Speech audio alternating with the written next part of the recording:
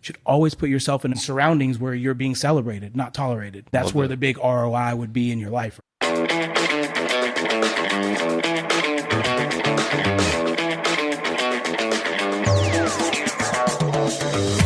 Hello there, it's me, Steve Meller, and welcome in to Growth Ready, the podcast that allows high performers to reveal the reality behind what it means to ready yourself for growth, the personal and professional challenges along the growth journey, while also allowing the high-performance executive coach in me to satisfy his curiosity toward what drives optimal performance. On this episode, we welcome in my friend Larry Jackson, who by day is a disruptive medical device consultant and by night, an avid cold and hot tubber. While Jackson is so committed to personal development today, in order for him to get there, it started with his commitment to owning and overcoming his past in order to not only grow, but ready himself for pursuing his potential. Okay, so here we go, in person here at Cards and Culture, courtesy of Culture Media. I am so excited to welcome in my brother, my friend, a guy I've gotten to know now for a couple of years, Jackson James. Jackson, before we get going with our time together, as you know, I'm asking you the question that I ask everybody. What does it mean to you to be growth ready? What's funny when people ask me questions, being a salesperson, the first thing I want to do is answer that question and go, well, Steve, like, how will we measure that and quantify growth? What does it mean to me to be growth ready? Yeah, so I'm going to try not to do that for this episode. But when I think of, are you ready to grow? Essentially, is what you're asking me is, are you ready to get uncomfortable? And really that discomfort's going to come from about 3 different places.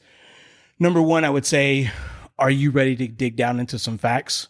Are you ready to be honest about where you are? What's going on with you? If we were going to chart a course, we have to have our starting point or we would never, get anywhere.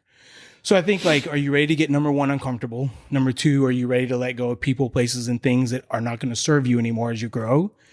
And then I think probably, and then also we can unpack these on a macro level and then my personal level. But then the last one I would say would be, as you're on this journey, if we're going to use that analogy, are you going to be able to pivot as you grow and turn into another person and your outlook's different to say that mountaintop over there that I really thought I wanted, that's maybe a small ball goal. Yep. Maybe this, maybe that. So am I going to be able to pivot and course correct, if you will? Yeah, I love it. And immediately, as we'll start to get to learn your story through the course of this discussion, to speak to these 3 places immediately, these 3 points, as you put it, of discomfort, of being willing to let people go. We're going to unpack the crap out of that because that is a huge one that we've not really navigated enough on this show. Yeah. And then finally, that ability and just awareness to pivot as and when is necessary.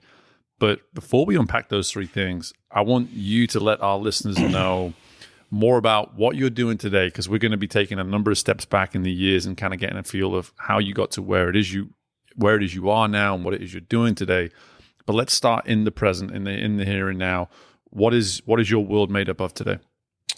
Cold plunges, sauna, and work. Basically, that's right. Gym. That's it. That's right. I'm probably the most boring 46-year-old single guy you've ever seen. Yeah, don't sell them too hard on listen, I just want to keep we're going to bed at 8. We're going to bed at 8. Okay, that's if it happens at not after 9 o'clock, it's not happening. That's right. I do medical device sales. I specialize in what we call, I guess the buzzword now is disruptive technology. Yep. And what that really means is instead of selling you a different color and price, I don't know what this is, cup here, we would sell, I guess the easy way to explain it is what Uber did to cabs. Yep. Right. Or to transportation and logistics in general is what the kind of products that I sell do to diseases, right? Inside of metal. So, you're not really trying to get a better price. There's not really a different fancy buttons. It's not features and benefits. It's more a consultative thing where I'm sitting down with a doctor and be like, let's look at data and things and see how we could almost change your practice a little bit and see how you're looking at it. So I've been doing that for 10 years. Before that, I fought at the professional level for about 15 years. I started out boxing. Yep. Then I got introduced to Brazilian Jiu-Jitsu and Muay Thai kickboxing. Yep. Started doing that. Had a chance. I grew up in like outside Savannah, Georgia. Right. I had a chance to move to San Diego when I was young, turned pro, and got into MMA, Brazilian Jiu-Jitsu. Still kind of a passion and a hobby of mine. And so that career actually led me, working at a gym actually led me to getting into medical device sales. Right. So, but before that, I'm just from a small town boy. Yeah. In outside Savannah, Georgia. Yeah, we're going to get to that, the whole upbringing part of this. But I think what's really interesting straight away, you talk about how you answered what it means to you to be growth ready from a place of being uncomfortable, getting rid of people that you need to get rid of, and a willingness to pivot. And you talk about disruption in the work that you're doing today. And again, I've been made privy to a lot of this world from the pharmaceutical side with my wife working in pharmacy. And so for me, I understand that a big part of that approach is a willingness to meet someone who's probably immediately not going to want to talk to you. And there's that discomfort immediately. And this is kind of where I'm going. Like so much of your way of answering that question speaks to the work that you're doing every single day. Because again, I'm sure as you go on, there's a numerous amount of times where you approach someone and you say, you know what, they're obviously not for this. They're not about this. So maybe that's a person that I need to let go of. And then there's an approach part of this too, where you say, I got to pivot. I got to pivot at some point and maybe try this a different way. And so I'm just curious, like, as you answer that initial question and you look at the work that you're doing today, how much are you having to show up with that mindset of how you perceive growth in the work that you're doing now? Yeah, so it's interesting, when you first meet with it, I have this saying, like, I don't need my customers to like me, but I need them to respect me. Yeah. Right. And so getting somebody to change their behavior and get uncomfortable with you means you have to have a lot of honesty, a lot of vulnerability with them, a lot of empathy. And I think that's how I take those, if I'm answering your question correctly, how I take those tough customers who don't necessarily want to even look at change. It makes them uncomfortable to think about making a change in their practice. I think the one thing that we don't talk about in this country enough is how overwhelmed the healthcare system is. So if I go into a surgeon's office and I'm like, hey, I have this new way of doing things, and they're like, I'm barely, like, the water's here. Yeah. I'm barely doing this. You want me to change? Yeah. And you do that through like bringing value and being a consultant and bringing information about their disease. But like, even inside of, when I'm working with a customer, there is a big thing of like, are they ever going to get it? Are we ever going to get on the same page? And am I investing a lot of time with this one person? And it can be in your personal life, your professional life, when they're, and this is a huge lesson that we'll unpack in a minute, about my life and where I'm at right now, is that like, I'm investing all this time trying to make this thing fit when I could just pivot and go take someone who, really believes in our product, really believes our mission, our process, and dump all my energy there. And where would I have the impact? Obviously with the person that I would be, that's already halfway there. Like there's I'm going to get another tattoo here. It's going to say celebrated over tolerated. Right. And you should one of the kind of core tenets that I'm learning right now is like, you should always put yourself in a position and surroundings where you're being celebrated, not tolerated. I mean, that's where the big ROI would be in your life, right? Yeah. And wow, what a wonderful way to actually articulate that at the very end when you talk about the ROI component. Because in my world of coaching, one of the hardest things to get a person to see is an ROI, because it's just like, I can't hold the result in my hand. I can't hold personal development, the result of it in my hand. And what you're saying here is, hey, what would it feel like for you to walk into your place of work knowing that you're more likely to be celebrated than you are tolerated? And that's a feeling. The return is a feeling, and you can't grab that. You can't hold it. You can't show it off on display, but you can feel it. And I'm hearing that you sort of, the price that you're kind of, the value that you're putting on that almost oversees every other part of what it is you sort of value in your world. Yeah. Like I grew up pretty tough. And so like financial stuff, it does not a big deal to me, but impact is. And I think about where I'm trying to make the biggest impact in my profession and in my life and in my customers so they can do it with their patients. But I think about what makes us stick in that area of going where we're tolerated. For me, I know it triggers my self-worth issues, right? I'm like, oh, I'm not good enough.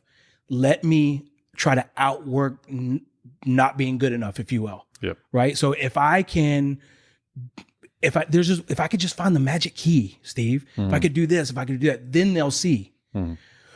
Well, how much time am I eating up? Right.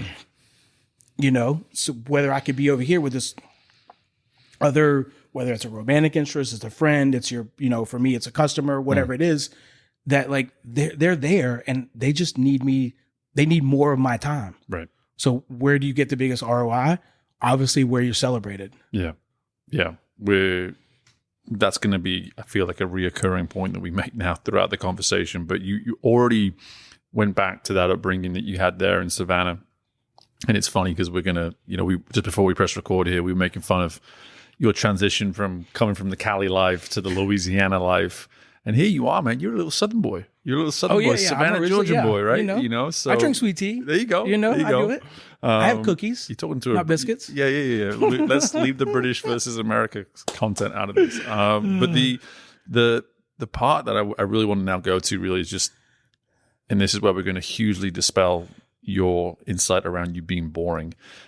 We're about to learn a little bit more about your journey that brought you to this point. Let's go back to that upbringing there in Savannah in the sense of, tell us a little bit about the formative nature of that time in your life and what that did for you. Yeah. I guess before I answer that, I'll make a crazy point, and we're going to unpack all this during this conversation, is that if you would have told me a year and a half ago when you and I first met that I would come to Baton Rouge, Louisiana after living in the Bahamas, Thailand, Hawaii, San Diego, and this would be the place of the most growth, love, acceptance, healing for me, I would say, you're crazy. Right? But yeah, I grew up pretty tough.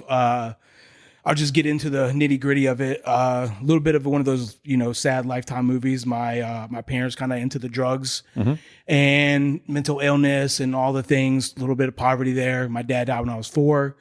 My mom had already had an extremely tough time. And so, so he dies when I'm 4. My mom's sister dies like a year and a half later. And then she goes to prison when I'm like, I don't know the years, but I'm like in the 2nd and 3rd grade. Gotcha. She came back from prison and I was the focal point of her rage. Justifiably so. Like, my grandfather had a truck stop. He prostituted her out of this truck stop. Right. It was intense. Right. Yep. And I just became that focal point. And it was pretty tough from the time. And then she died when I was 13. So from like that 2nd grade time to you're like thinking you're in the 7th or 8th. I don't know. I'm 46 years old. It's kind of hard for me to remember back then. Right. But yeah, it was tough. Like, and I'll just, not just to really give everybody an honest example, like if you left the cabinet open, she would take your hand and put it in there and slam that cabinet. Sure. I had a problem, flushing the toilet after I used the restroom. Right.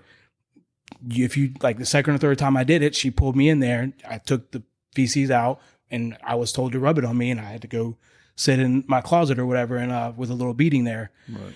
And it was just, you could never do anything right. And it was really tough. It was just like, I remember her coming home and like, even if I did something right, did something exactly how she told me, and she's like, you're just going to screw it up tomorrow because that's what you're going to do. Right. And blah, blah, blah, blah. I don't think you're going to get a pat on the back because you did one thing right. So that really, one of the things that I really, where it's kind of hard for me to talk about it. Sorry. Yes. Okay.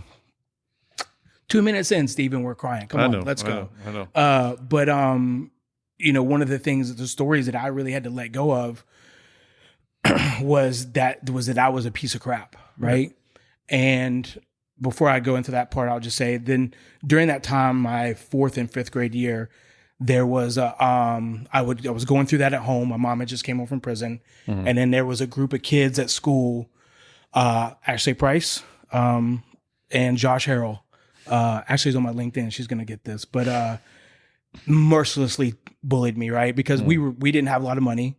My mom would work at gas stations every once in a while. So I had to wear gas station t-shirts, like the on clearance Kmart brand shoes and clothes and, hand-me-downs. And so we just stuck out like a sore thumb. And I remember probably, man, I've thought about this 1,000 times. I've never cried.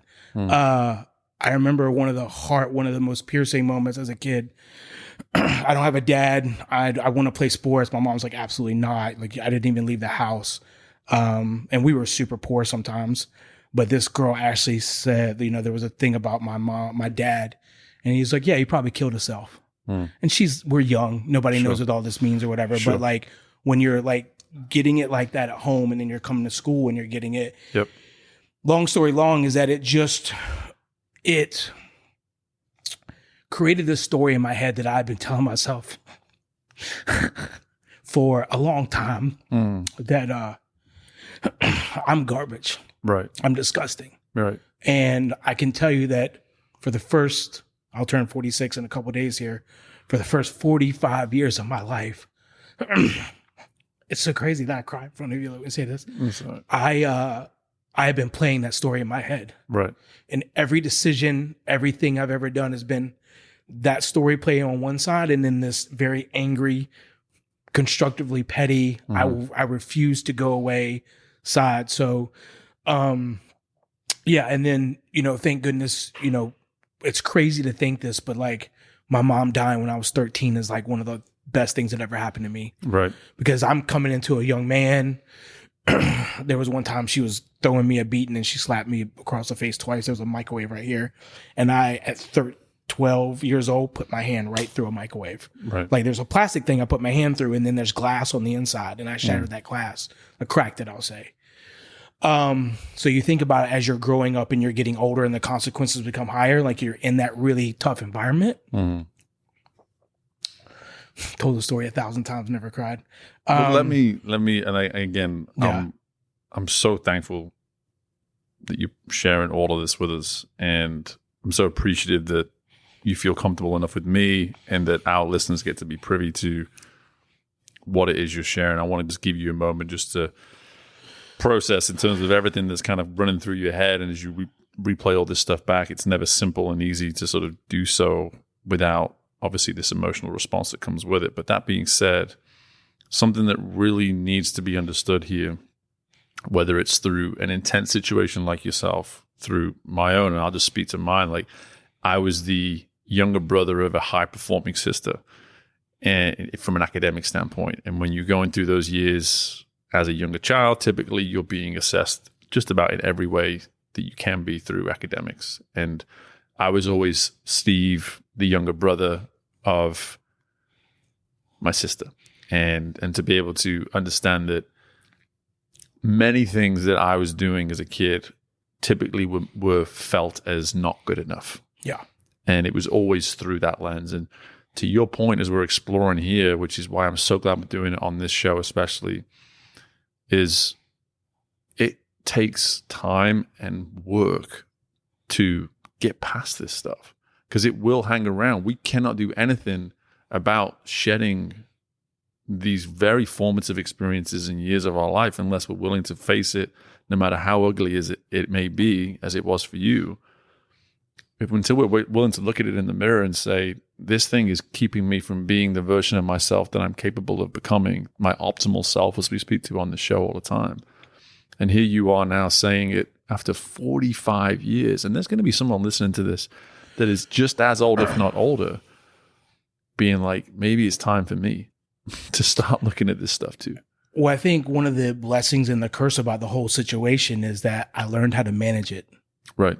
And I got better at managing. The more successful I got, I had to, and I started getting I was like hanging out with like MMA guys. And I got in the fitness industry at a high end. And then, in the medical device space, like my level of people that I'm around changes.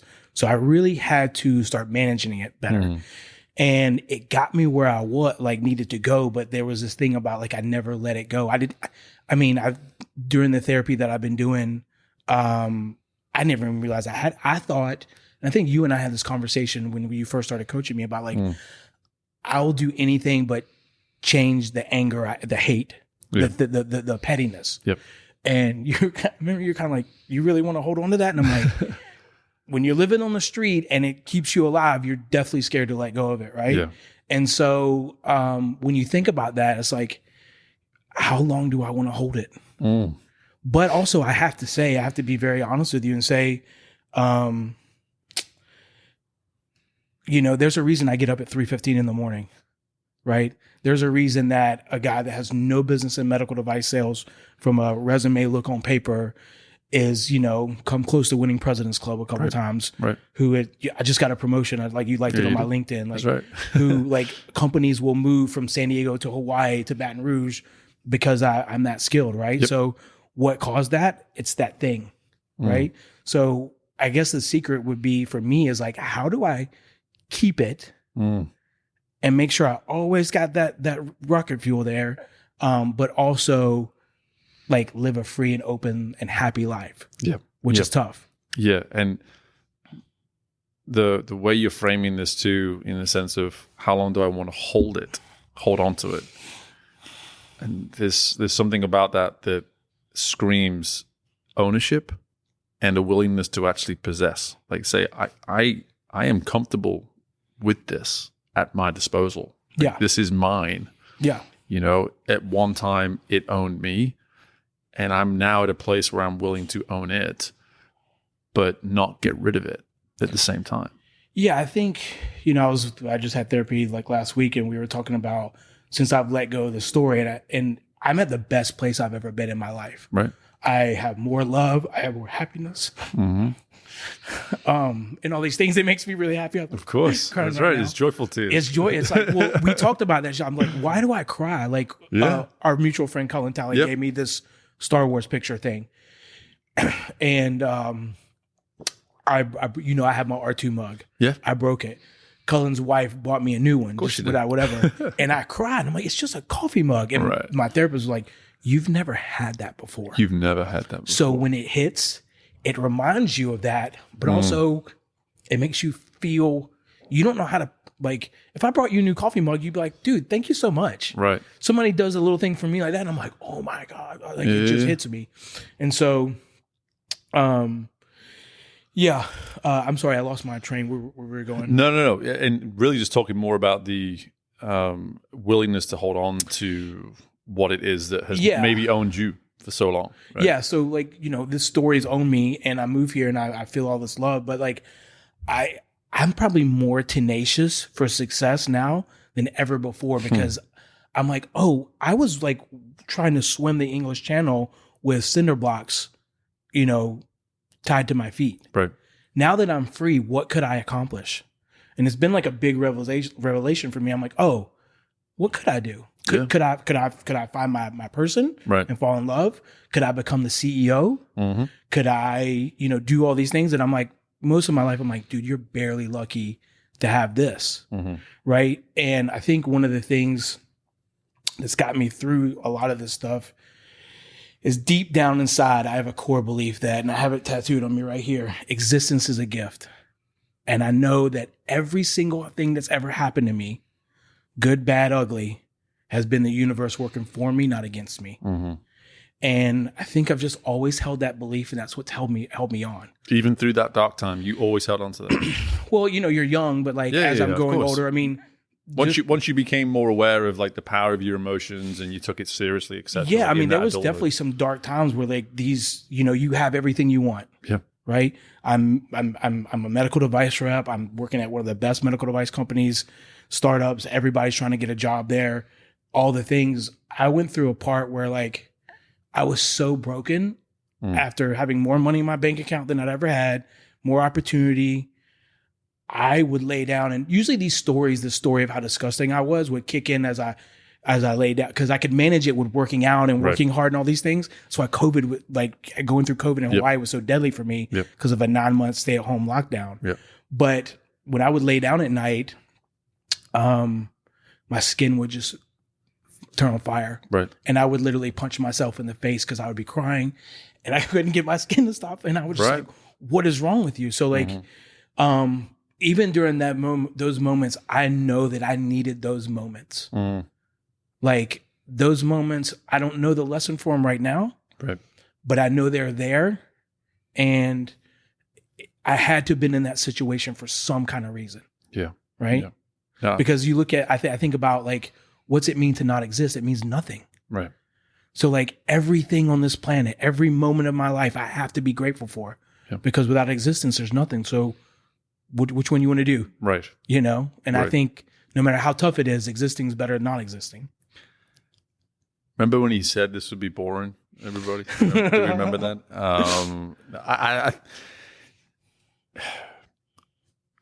I'm one of the main reasons I really wanted you to come on the show was that as we're joined by a little puppy. That's what I love. handsome. That's what I love about this. Yeah. The one of the reasons I wanted you to come on the show is that I knew you were going to give me some of this transparency. Yeah. And you've already given it in abundance. And one thing I'm always abundantly aware of is I love having a show where I get to bring on someone like yourself that to the audience that we currently have, aside from maybe one or two, you are unknown to them. And this is an opportunity for me to say, based on your story and your journey, this is actually a way for me to let them get to better know me as well. You know, because that is important. It's actually been a consistent feedback that I've gotten about this show is that I am so curious and I am so like, hey, tell me about you. People are just like, Steve, let us a little bit in on yourself. And one of the ways that we immediately, I think, connected was on an emotional, spiritual, personal level, was that so much of your story, albeit in so many places ugly, resonated with me. It spoke to me because when I think about my past 3 years or so, is that I came from a world as a swim coach where all I saw and received was feedback that what I was doing was working, but I really didn't have a whole lot of people telling me that. I had a lot of adversity out there. I had a lot of people giving me reasons not to do it. A lot of people telling me to look over here when you should be looking over there, all this kind of stuff.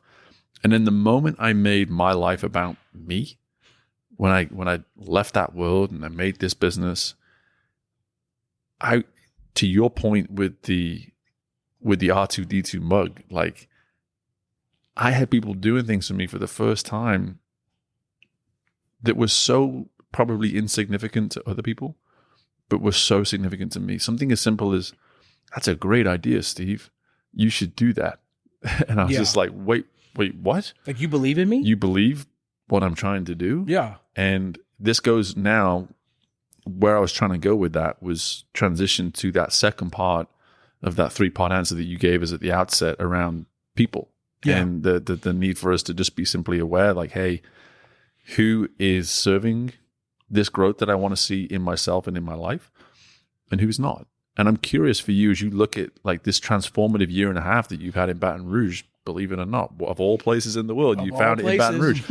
Talk to me now about what the role people have played and what you've learned about the importance of having the right people in your corner over this time. Yeah. I mean, to be very honest, as tough as I've had it, I've been blessed to have wonderful people in my life. I will tell you, Cullen Talley, sure, right, who's our mutual friend, who we got just introduced together. His wife, Lauren Talley. I don't know if you've ever met Lauren before. Maybe a couple times. Wonderful. I mean, wonderful human being. Like, I don't know if I'll ever get a girlfriend or get married now, because if you're not meeting that standard, if you're not Lauren Talley, that's tough. You got to go. And she's a special person.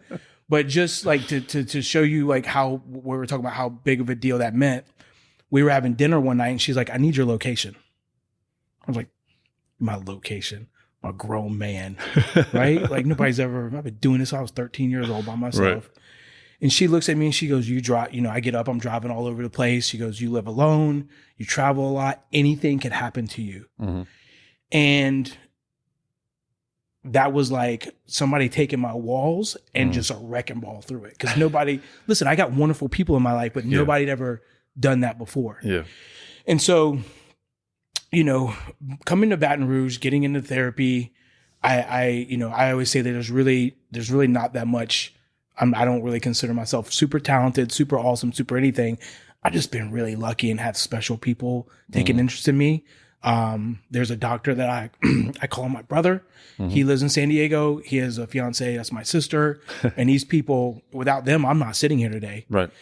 And that relationship has grown involved in a lot, and it's been very difficult because I've been on this hyper stage of growth and they're doing their things and we have challenges. But I'm curious though, like as you're talking through this now, what is it that you did when you think about those really significant relationships that you're fortunate to now have and that you've built?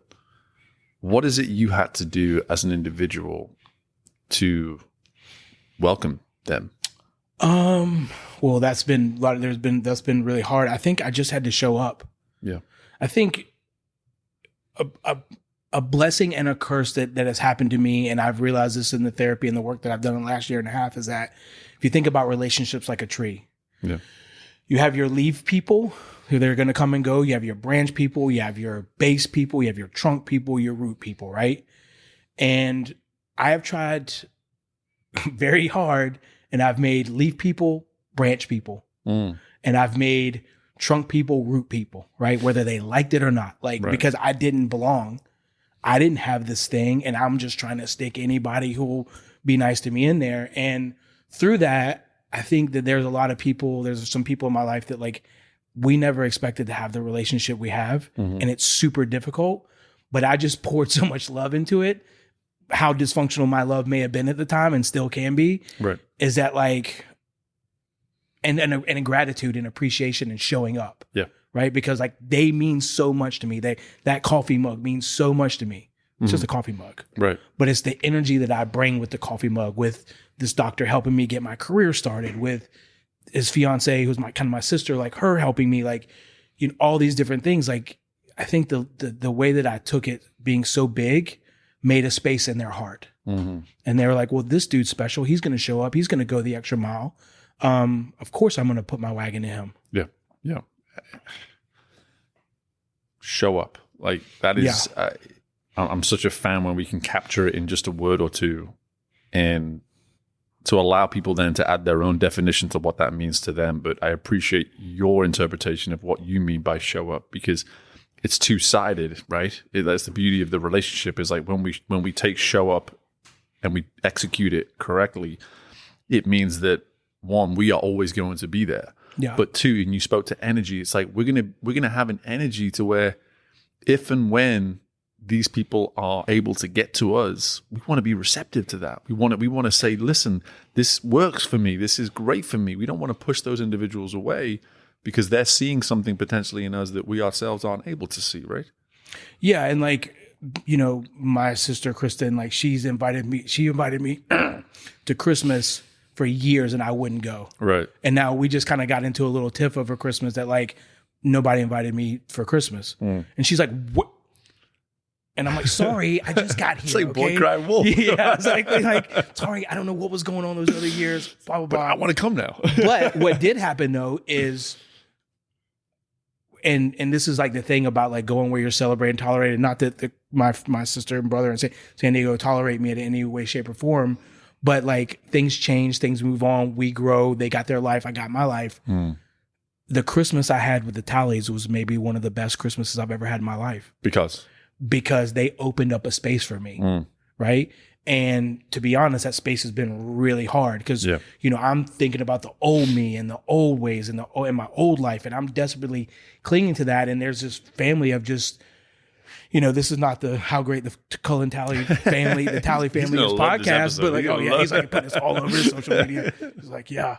But they're just, we went to Nashville for Lauren's birthday, Lauren and Riley Reed, and like you sit around and you look at them and they are an A+ family. Right. They're that 1%. It's messy. They love each other. It's open. It's honest. And so as they're creating a space that the person I'm turning into is would be a match for that energy, letting go of just on a distance level, just life is hard level. Like it gets clunky and complicated and schedules. Letting go of those things, and I'm not that I would ever let my brother and sister in San Diego go, but just transitioning into that place. And I had a thing, I was like, why am I worried about that San Diego Christmas? Right. There's this house of the most amazing people who are dying to love me, who want my location because they're worried, right? Who like check in, who like all these things. And so the process I'm in right now is letting go of some old behaviors, some old habits, some beliefs. I don't want to say people, but adjusting that relationship and stepping into my new self, which is like a place where It doesn't matter about a promotion. It doesn't matter about how good I'm doing. It doesn't matter how bad I'm doing. Like, there's a place for me there, and there's love and there's support. And they actually want to do it. They get a little annoyed when I'm like, they're like, no. Like, I'm not a big hugger. Yeah. And now the joke is like, oh, you want to hug now, Jackson? I'm like, yeah, damn it. Come on. You know, another piece of the showing up in the relationship is like the environment within which the relationship exists. Yeah. Like it's not just the energy within the relationship, it's the energy you're almost surrounding the relationship with too. Yeah. Because I'm hearing that, and you while you articulated that through the Tally's family environment, at the same time, it's like, think about that in your place of work. Think about that in all aspects of your life, within your business, whatever it may be. Maybe the relationship has the chance. We're just not putting it in the right environment to be successful. Yeah, like going back to that tree analogy that I made, right? Right. Like you can start as a leaf friend or a leaf person and make it to the root person. Yeah. I get attached, like as much as I try to make myself out as a grumpy old hermit who wants to go to bed and be left alone. I love people. Right. I love them. I want them to be their best. I'm willing to do whatever I can for that. And so, sorry, re-ask me the question. I just lost my train. No. Just like for the environment that we create for the relationship to exist within, like the importance of that. Yeah. So like, you know, well, I guess we're going back with regards to the Tally families, they just had the room. Right. And I was just the timing of, like, a lot of things sorry, I'm going all over the place. You're good. We're talking about the root thing, right? Yeah. You can start as a leaf, sorry. Yeah. And then make it in, and there's a timing. And in each one of those stages, you're going to learn more about each other. Yeah. And the relationship's going to grow and develop and foster. Right. So like creating that space, I guess I would say is just about meeting the relationship where it's at. Yes. Instead of, and this is something I desperately struggle with, is like, well, like, what do you need? Like, how can I create a space that you're comfortable in that I can feel as well? Yeah. And a lot of times when I was dealing with this hurt, I was just like, no, like, I hate 90% of the planet. I love you. Can you be a fire extinguisher for this pain? And people were like, well, buddy. Yeah. That's a lot of, slow down. To handle here. Yeah, exactly. Which is weird because people are like, you're kind of closed off or whatever. I'm like, are you kidding me? I just want you to love me. Actually, I don't even want you to love, I want to love you. Yeah. Because I think this thing that I've really struggled with is, where do I put my love? And so I just dump it sometimes. Right. And thank God I've had good people that, even how uncomfortable it may have made them, they took it, did what they could with it, and we moved on. Yeah. And while so much of what we're speaking here is very much your growth journey and how you've evolved, I think a takeaway for me right now to share with everybody is like the ready component, as we're all about. It's two sides of this show. It's not just about a person's growth. It's about what it means to be ready for whatever that part of growth is coming your way. And so much of what you're speaking to here is if you are looking at a relationship in your life right now that you know, if you can get it right, it can serve your growth. Start with just simply looking at the relationship as its own entity, not the person that you're in the relationship with, but looking at the relationship as a component, because that compatibility, that connection is its own energy as much as the person that you're in the relationship with. Because again, love my wife to death, but we have our days where for whatever reason we're off. You know, we're just off. Like we one of us is distracted with one thing while the other one's distracted on they're completely focused on the kids, picking up the pieces of the other person's distraction. And that creates conflict. And suddenly now you just go, wait, is this about the individual or is this about the relationship? And looking at the two as separate entities, because I think sometimes we get in trouble because we make relationships all about the person that we're in the relationship with, when it's the ownership of the two people in the relationship to actually honor what's good for the relationship. And as you're speaking to here, man, like you were showing up in relationships saying, all I want to do is dump. All I want to do is use you as the extinguisher that I need to deal with some of my stuff. And that's not fair on the relationship, and it's not fair on the person. And so are you that person? Are you that person that's trying to build relationships with people based on your terms, is my point here, as opposed to, wait, what are the terms of the other person? What are they looking for? Firstly. And secondly, if we get that right, then the relationship has a chance. The relationship can blossom and become its own thing because we're both getting out of it what it is we want to put into it. Well, I think we'll go back to that first comment I made, celebrated and tolerated. Right. Right? when you are in a position, and we've all been there, where there's just a mixed match of where the relationship is. Like a cold hard truth that somebody, Cullen Talley, said to me the other day is like, dude, sometimes people care about things on different levels. Right. And you're like, it was like sink. Yep. Right. And there's no malice behind that. I mean, No. you're, but just like priorities, all these other things. Yeah. And so, like if you get in these situations where one person is dumping or cares about it too much and you're not kind of meeting each other where you're at, is essentially what we're talking about. There's going to have to be some times of you're just tolerated. Right. And if that is the overwhelming theme of a relationship, I have some relationships in my life right now where the overwhelming theme is that I'm tolerated. Yep. I'm loved where they can love me and other things, but I'm like, again, where am I spending my time? Yes. Like, I'm going to go to the Tolly's house because there's nothing but snacks, because I always get to have all the snacks I want when I go there. So there's snacks, there's soda, there's hugs, there's a puppy that so like, there's nothing wrong with all the other things going on, but like, why not just go charge my battery there? I love it, man. So, just talk about something to take away that's so short and sweet and simple to hold on to, is for you to check in as you go through a day, through a week, through a time in your life, and you feel in some way alienated or alone or frustrated. It's like, hey, where am I celebrated? And why am I not spending more time there? Exactly. Like that is such a beautiful insight that so many can learn from. And I want to hit on now, as we get towards sort of the end part of our discussion, man. I mean, I could talk to you for hours, but when we talk about pivoting when it's necessary, I think this very much falls into the ready component of growth ready. It's like, even go back to that transition that I had in my life of leaving swimming and going into my business. As my wife can attest to, there was about 2 to 3 year period where I was being encouraged to do that. And she was front and center as the cheerleader behind that squad. Yeah. And then I finally did it, and it all came out as like wow, this seems a bit sudden. And my wife's like, I've been banging this into your head, and you're acting like this is like some epiphany that you've just had and all this kind of thing. And it's just like, well, I needed to be ready for that transition in my life. I needed to be ready to make that pivot. Yeah. And so when you think about that now from your perspective and some of these significant decisions that you've made over the years, how on earth have you navigated that readiness that comes with those moments, that not only knowing you need to pivot, but then following through with it too? Yeah. So I think about what got me into fighting, right? What got me into fighting is that I was going to make sure no one ever put their hands on me again. Right. And then, like, let's be honest, I was a C-level fighter at best, right?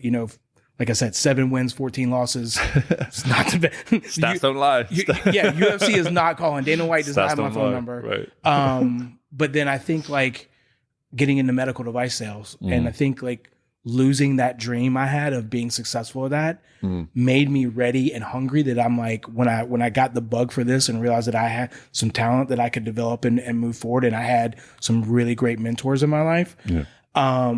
I thought to myself, I was like, I'm never gonna like let another dream lose. I'm never gonna like just let it burn in flames. Right. Because it really was it's not that I can't fight, it's my confidence. It's like that story that we're telling me. Right.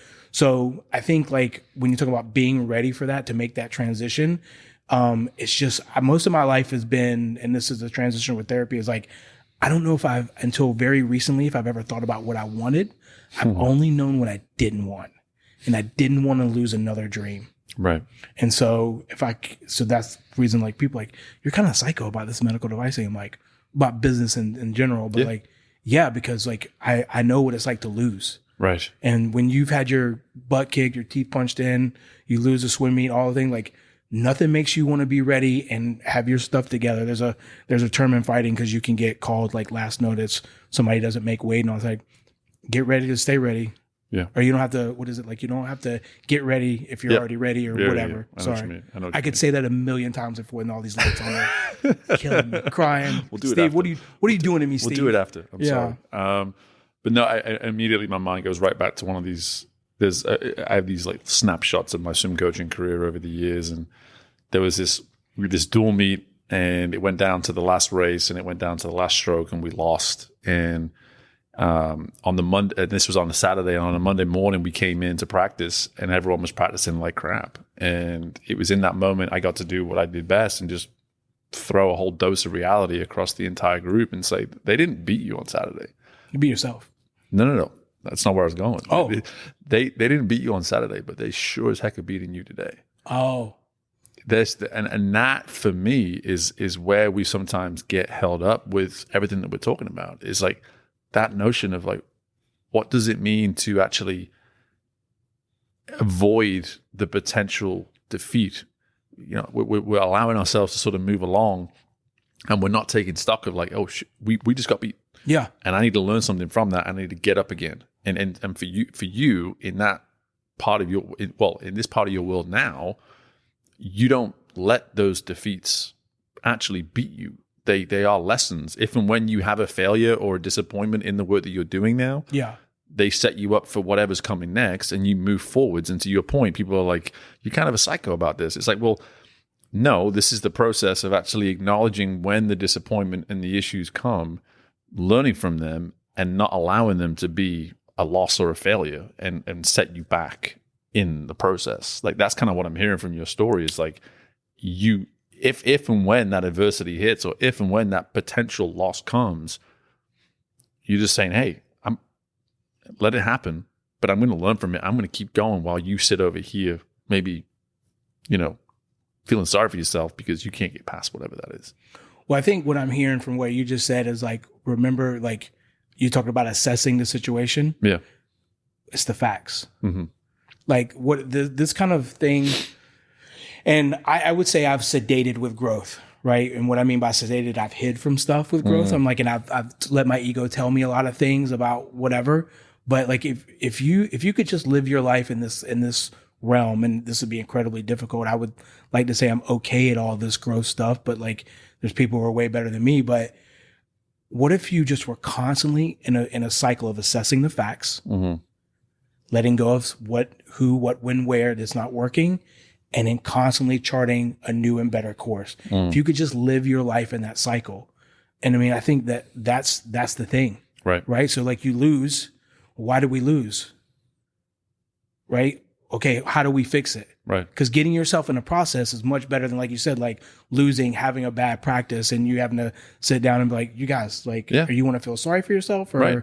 Or do you want to fix the problem? Right. And that's in that example that I gave, it was, we're allowing the loss of 2 days ago to be how we dictate how we show up today. Yeah. And it's like, this is what we're talking about. It's like, okay, there's going to be moments where we maybe experience, like you did on the mat, a defeat. But lots of them. Yeah. But then we get up, and then whatever we've experienced in that moment, we're taking it forward and we're figuring out a way to get better from it. But something that you're speaking to here in the work that you're doing now today, and I really want to bring this back into now the last sort of 18 months or so of our relationship, is how you've been able to just simply recognize so effectively and diligently what you need and what you don't need. And just to speak to something that you provided that insight on there, is that you got really good at knowing what you don't need. Yeah. And you've now now that you've started to do some of this work on yourself, you've created space for what you do want, and some of the things that you're like, okay, I want some of this in my life. I'm ready for this. I'm ready for that. I'm curious, like, is it important to have both, do you think? And why is it important to have both? Yeah. I mean, you think about our relationship, right? You started coaching me, mm-hmm. and Steve's probably not going to bring this up, but Steve, I moved here. I was stressed. I started this new job, and you were just amazing. Mm. But kind of my needs fell outside of some of the coaching work that you do. That's right.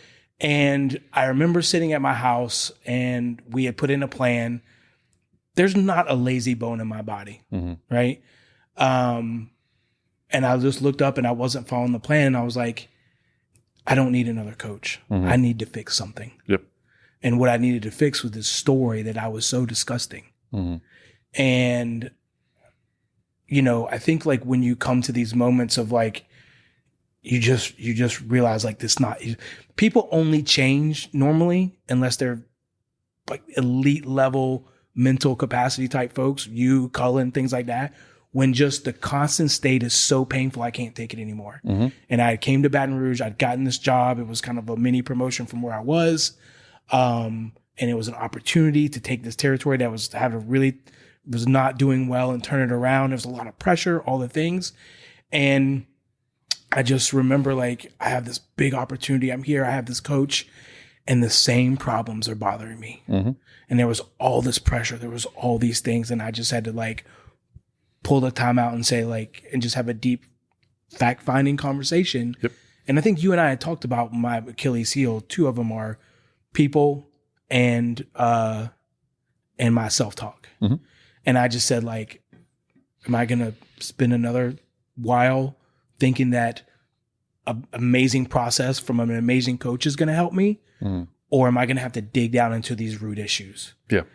And that was it. Like, it was just like, I had nowhere to go. Mm-hmm. Right. And I think, like, when you talk about being able to recognize things like you're talking about, that's an elite. That's where I want to get. Yeah. I don't want to run into the wall 27 times anymore and then make a change. I want to see the wall coming and go around it. Yeah. And that's, you know, the work that you do with people. That's what you do. Yeah. Right. And I got tired of trying to explain to people what an executive coach was around Louisiana. And I just said, hey man, I'm just helping people get out of their own way. And people were just like, oh shoot, I need some of that. And it's like, Yeah. you know, so, you know, firstly, thank you for what you said there. I appreciate it. But I think something that is an important addition to that story as well is it wasn't my place to tell you any of that. It was through our work, as much as I may have been aware, like as an advocate of therapy myself, as much as I may have been aware that this is something that can 100% serve you, and you didn't know at the time, I'm like, I'm ready to get right out of the way and you go focus on this. But you got to see that on your own terms. If you want to keep pushing, then I'm going to honor that.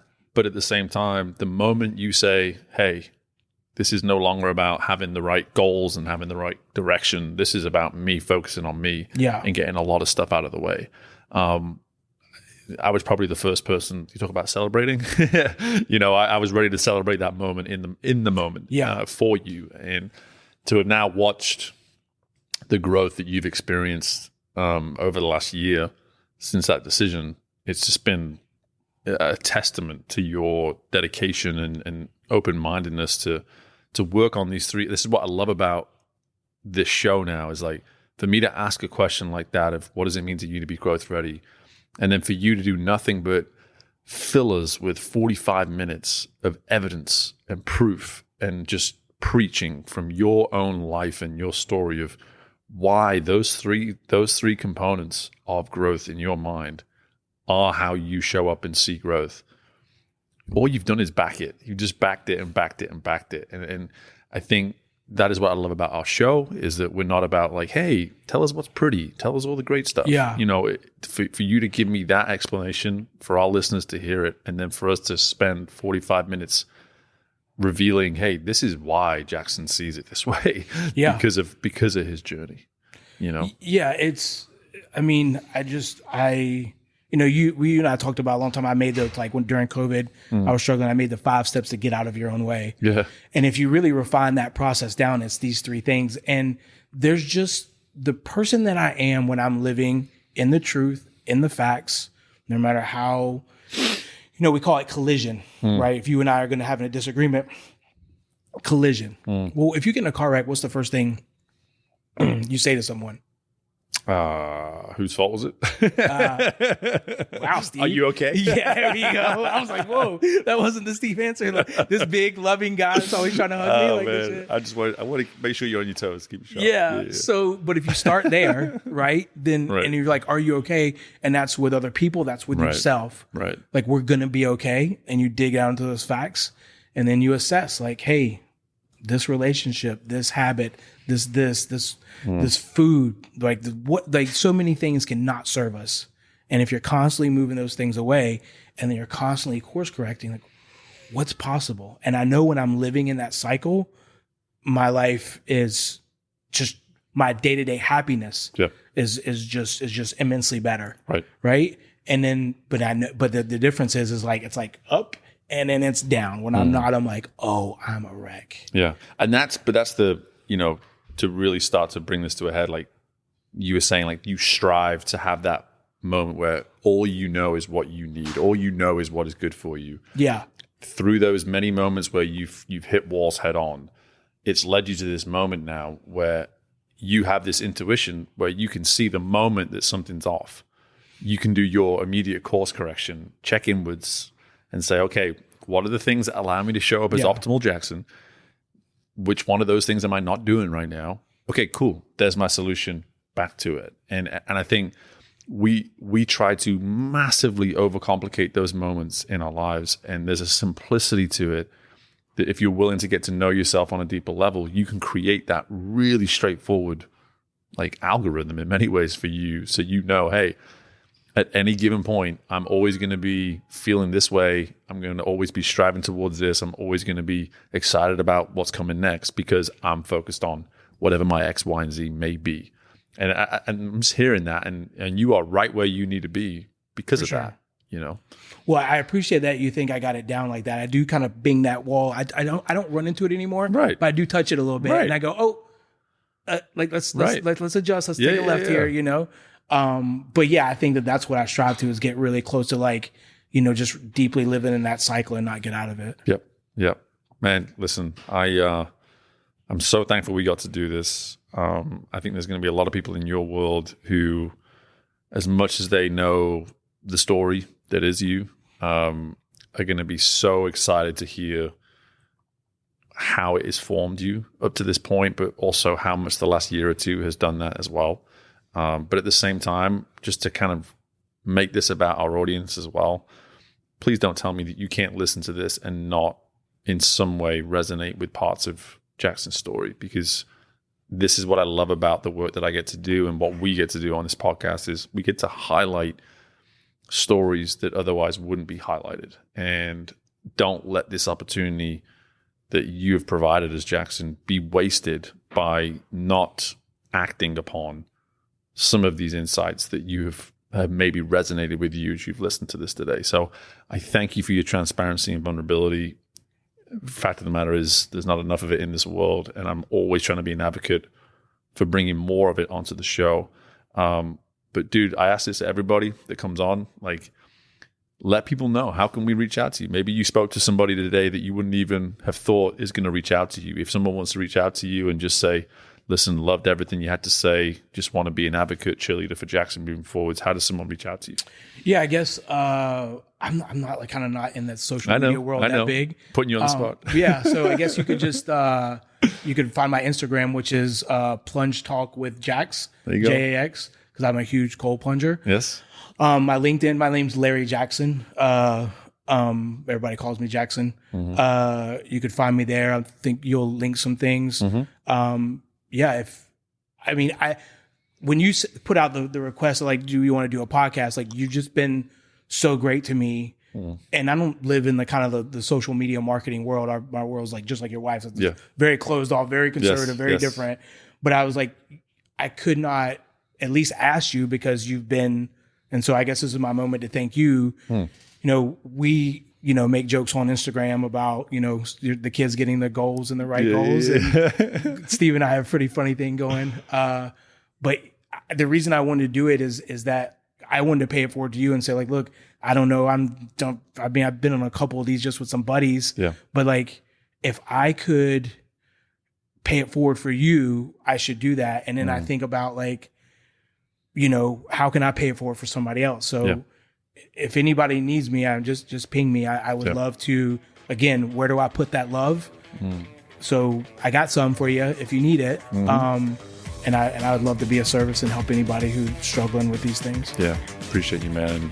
Open invitation for a virtual hug is what I'm hearing. So reach out to Jackson and virtual fist bump. Okay.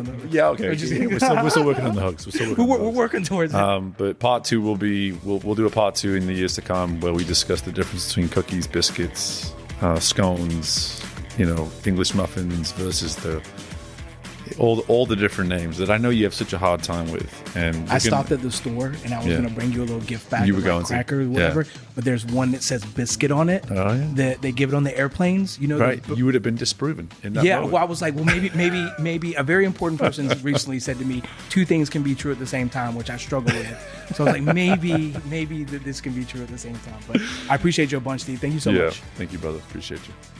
My thanks to Jackson for joining us on today's episode, and having someone that I know as intimately as I know Jackson, having gone through coaching with him, having had him keep me up to date with his work that he's currently doing with therapy, and to now have him publicly share some of the insights around his story and his journey. I really hope as you listen to this that you hear yourself.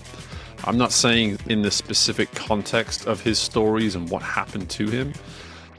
I really want the main takeaway from this episode to be, what can you reflect upon within your journey and ask yourself a really difficult question of, what do I still need to let go of? Is there anything? Are you really completely at peace with anything and everything that has come and gone on your journey so far? Is there still something you're holding on to? Is there something you're still wrestling with?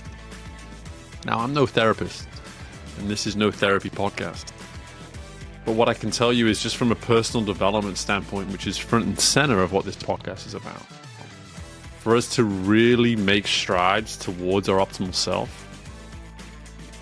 we not only need to get clear on where we have come from, but we need to also acknowledge what we're still holding on to. And Jackson and myself and a lot of other people in my world, we've done a lot of work around that. And for as much work as we've done around it, we're still working on it.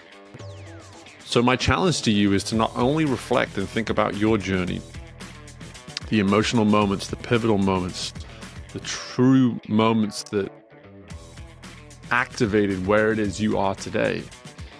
But in addition to that, I want you to think about, where do I still have work to do around those things, and what can I still let go of in order to serve the momentum I'm trying to create towards where I'm trying to get to. So I really do appreciate the insight and the vulnerability around Jackson's conversation with me. But at the same time, I hope that it was for an encouragement for you to do some of that work too, and just see what you get from it. But in the meantime, as always, I appreciate you listening. Thank you so much for taking the time to continue to follow us. If you're new to the show, please take the time to subscribe. Please make sure you're taking the time to share this type of episode with people in your world to ensure that they too are getting access and support on their own personal growth journey. Until next time, best of luck with anything and everything you've got going on with yourself, and bye for now.